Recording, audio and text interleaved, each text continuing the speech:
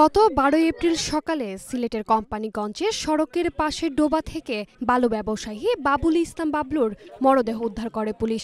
এ সময় তার ব্যবহৃত মোটরসাইকেলটি একটি গাছের সাথে হেলান দেয়া আংশিক ক্ষতিগ্রস্ত অবস্থায় পাওয়া যায়। স্বজনদের দাবি, বাবুল ইসলামকে 11 এপ্রিল রাত 1টার দিকে কে বা কারা মোবাইল ফোনে ডেকে নিয়ে যায়। পরের দিন সকালে তার মরদেহ উদ্ধার করা হয়। পরিবারের পক্ষ থেকে হত্যা মামলা দায়ের করতে গেলে 4 দিন পর মামলা নেয় পুলিশ। পুলিশ নিজে বলতেছে, আমাকে বলেছে যে এটা একটা দুর্ঘটনা, কিন্তু দুর্ঘটনার কোনো আলামত নেই।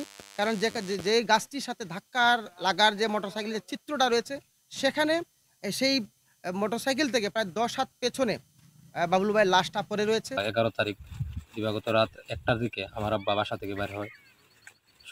সকালে শুনি যে আমার আব্বার লাশ পাওয়া গেছে। আমার স্বামীর হেরা একটা সময় ফোন দিয়ে নিয়ে হত্যা করছে। আমি হত্যাকারীর ফাঁসি চাই। বাবুল ইসলামের মৃত্যুর ঘটনায় যারা জড়িত তাদের সর্বোচ্চ শাস্তির দাবি জানিয়েছে পরিবার। মানববন্ধন, বিক্ষোভ মিছিল, প্রতিবাদ সমাবেশ করছে স্থানীয়রা। 4 দিন পর কেন তার মামলাটা আমলে নেওয়া হবে? একটা মার্ডার হইছে, সাথে সাথে মামলাটা আমলে নেওয়ার দরকার।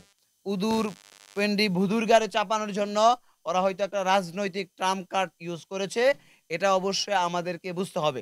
এই হত্যাকারীদের চিহ্নিত করে আইনের আওতায় আনার জোর দাবি জানাচ্ছি। ঘুমন্ত বাবলুকে ফোন করে নিয়ে যারা পরিকল্পিতভাবে হত্যা করে আজ কিন্তু একটা অ্যাক্সিডেন্টের মামলা হিসেবে সাজিয়ে রেখেছে, তাদের আইনের আওতায় আনা উচিত। এদিকে পুলিশ বলছে প্রকৃত মৃত্যুর কারণ জানতে অনুসন্ধানের কাজ করছেন তারা। দুর্ঘটনা বলে একেবারে উড়িয়ে দেওয়া যাচ্ছে, আবার পরিকল্পিত হত্যাকাণ্ড সেটা একটা প্রবন্ধ।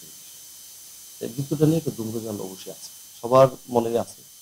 আমরা সবার সাথে কথা বলতেছি, আমাদের সার্ভার দৃষ্টি চাকরি করতেছে। তারপরে যে আমরা এখানে এই যে ভাইটাল যেটা ওপিনিয়নের প্রয়োজন, সেটা ডক্টর ওপিনিয়ন। তারা পোস্টমর্টম করার পরে মৃত্যুর কারণটা ওরা কিন্তু বলে দিবে যে কেন, কি কারণে হত্যাকাণ্ড হয়েছে। আমরা সেই ডক্টরের ওপিনিয়নের জন্য অপেক্ষা করতেছি। দ্রুত সময়ের মধ্যে বাবুল ইসলামের মৃত্যুর রহস্য উদ্ঘাটনের দাবি স্থানীয়দের। অনুকৃতি আদিত্য, এশিয়ান টেলিভিশন।